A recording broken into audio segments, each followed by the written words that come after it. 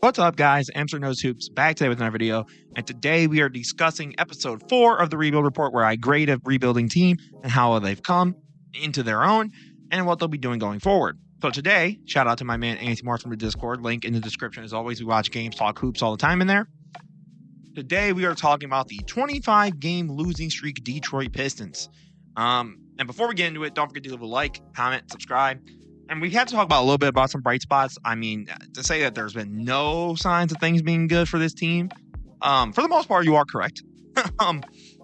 But there are a couple things I think that it would be negligent for us as basketball fans to just ignore. So let's get into it. I want to talk about Cade Cunningham, and let's get right into it. Cade is averaging about 22, which is his career high, at about 44% from the field, 33 from three, and about 7 assists. And this, guys, is more spacing than you will see from the Pistons 99.9% of the time, especially in this video. So let's just take a look, right? Boom, beats by Capella. So at this point, right, everyone's sort of out. He gives a nice little push on DeJounte, and DeJounte already swipes down. So at this point, it's just Cade and the rim, which, again, is an easy bucket, considering Cade's shooting about 63% at the rim, according to Basketball Reference. Right? Good bucket. So now you're getting back, right? Okay. So then you're going to get the little screen action here. Again, guys, this is 2 minutes. 2 minutes into the first quarter of this game. And this team is already trapping Cade Cunningham. This is some of the stuff he has to deal with because of how poor the rest of the offense was, especially when they didn't have Bogdanovich at the beginning of the season. This is what it was looking like for this Pistons team. Right? So they had to go ahead, kick it out, get it right back, push. Already the big isn't providing much help here in the fact that, again, Cade is someone that kind of operates in space, and they don't have that. But he's able to create this separation to get this nice little pull-up. Those are the kind of quick and easy buckets you want if you are Cade Cunningham and you're this Pistons offense in general. So again, Cade here. Now, part of the issue here is this just whole messed up screen action, right? They have to go ahead and reset everything, basically, in the offense. And they get this screen, right? They're going back, cut. Boom, fakes, up and under. That's a good finish, right? That's a tough finish. Even though it's a rough action, you let Cade go one-on-one, and he can give you at least a better chance, right? Because he's under, and at this point, Capella most likely would hit his arm for a foul. So at worst, you get the foul, but here you get the tough bucket from Cade. Again, who's shooting about 63% at the rim. So that's a good shot for Cade. Or just a tough one. I don't even know if it's necessarily a good shot, right? So you get the little fake screen action here from Ivy. And this jumper, I don't agree with. You have Bogdanovich right here, right? Especially when Cade is moving, right? Capella, DeJounte. I know he's more than capable of making this read up and over to Bogdanovich, especially with the height he got on the jump. But unfortunately, right, Cade is not free from the blame here. Now, Cade, I don't think is given necessarily the right situation in terms of not having a whole lot of floor spacers on his team and him not being the best shooter in the world. Again, 33% from three on 6 a game. Maybe we need to dial down the 3-point shot. That's a little. Maybe the percentage should go up so that way he's more respected. But to me, I think this team isn't necessarily built correctly for a Cade Cunningham. But I want to talk about this team's defense as a whole because Monty Williams has a switch in here that'll just leave us all bamboozled. So let's go ahead and take a look, right? Okay. So boom. Right? We're going back. Fight over the top of the screen, right? This all makes sense. Isaiah Stewart on Randall, Hayes on Brunson. And this is the issue. This, never in life No. I'd rather him be open because we took too long to switch over versus what we're about to see here. He gets in one-on-one. And you'll see right around here, Isaiah Stewart fully commits to the possible drive. You see his legs almost shade backwards. Brunson just able to hold an easy 3. The switch, from what I watched, they do a lot of switching. frankly, they just shouldn't. Right? Asar does a great job here calling out sort of rotations. This is a great move, by the way. Robinson, tough screen. Bagley, the issue here is that Bagley is stepping all the way back as if Brunson's about to go for the drive when we have no evidence to believe this. At most, you could argue, oh, well, Amster, he's trying to cover Mitchell Robinson. But Mitchell Robinson's all the way over here anyways. So why would he not be up more? Brunson, open three. Like, the man is hitting celebrations on you. Come on. Again, 8-3 ball. Not the biggest fan. We're moving, right? Isaiah Stewart here, Josh Hart. Not necessarily the biggest fan. But Josh Hart is more of a guy that isn't looking to score. So at least in this sort of scenario, Isaiah Stewart's more justifiable with that sort of a matchup versus the primary ball handler in Jalen Brunson. That should just not be happening. Right? Okay. Gets the ball back out to Randall. Look at this. Killian, what is this? So he calls out this assignment for whatever reason. He's like, okay, you got here. And you see Cade sort of look over. So I'm thinking, okay, so is this like him saying, like, hey, I might come over to help double Randall, force a tough thing, you go cover Brunson? What is that call out for? But instead, you leave a good enough three-point shooter wide open as if it was practice. Easy three ball. Like, this scheme, this system does not work. Right? And then just look. Okay, Hayes is back on Barrett. Issue, the entire team collapses. All four of them collapsed. If he kicks it out to Grimes, practically open. Instead, he makes a tough pass. Barrett makes a tough pass out to Brunson. And at this point, he's took you so much from three that you as a defender have to commit to try and stop him from shooting again. Drives. Beautiful job of getting the ball up before Jalen Durant can get there. An easy floater for someone of Jalen Brunson's level. Monty Williams is running a defensive scheme that, quite frankly, does not make a whole lot of sense.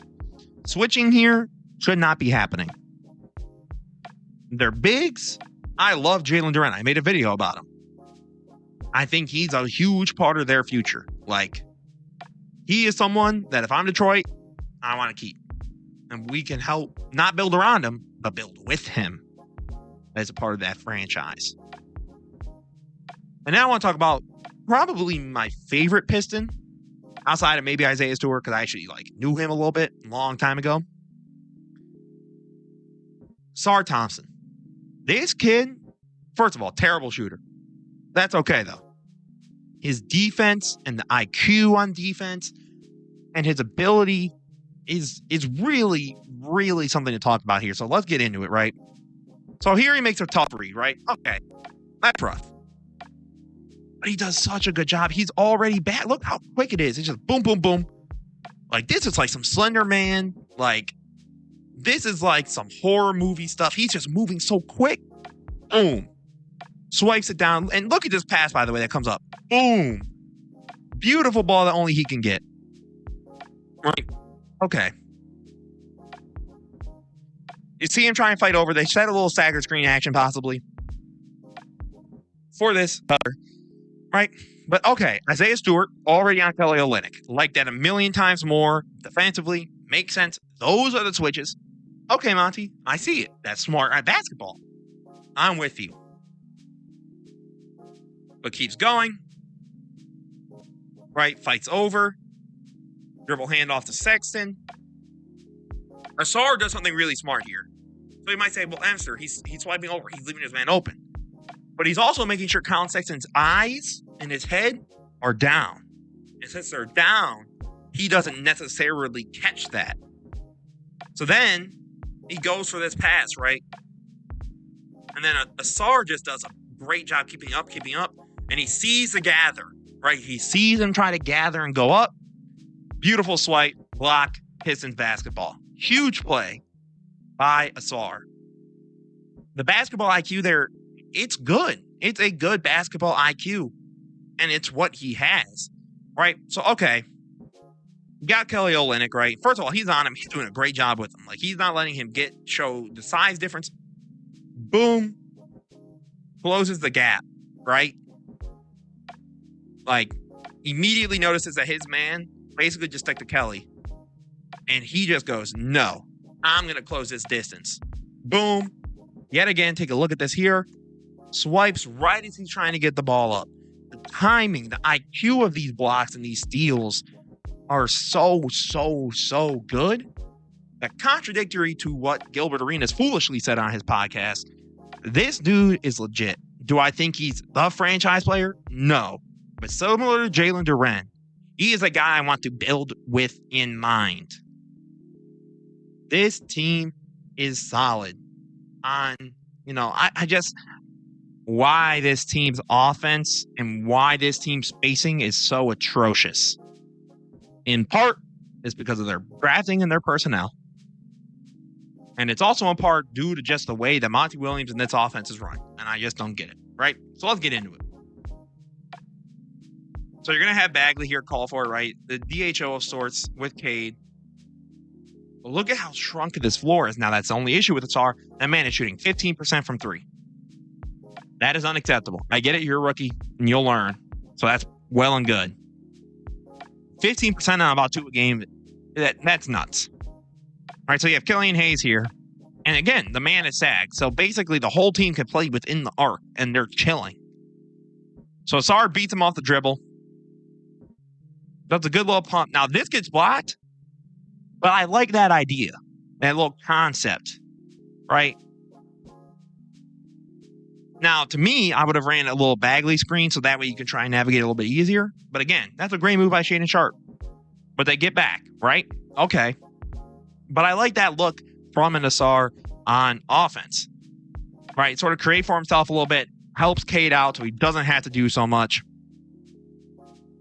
And again, right, you got Isaiah Stewart here getting the ball, right, out to Bagley, back to Thompson. Overcommits because he reasonably so thinks he's going for the screen and just absolutely fights to the rim. That is the power of him being such a good athlete and the power he can hold rim running and going at the rim. Again, this is a good poke out, right? So boom, they're going. Nassar is calling for it. Again, athlete, absolute stud. Like, this kid is special, right? And again, these are moments where you kind of figure out what you need, right? Okay. We're going to get Bagley here on the push. Again, the whole team is shrunk. All the way out to Isaiah Stewart, who's shooting, at least the last time I checked, on about 4 threes a game. He's giving you 37%. To me, this team, right, when they're all healthy, the Cade, Jaden Ivey, yeah, maybe a Jaden Ivey, Bogdanovich, Stewart, Duren. Stewart and Bogdanovich give you more than enough spacing, right? You can have them go opposite wings, corners, however you want to do it, they can run it. And in fact, I would love the Stewart, Duren dual screen action with Cade or with an Ivy.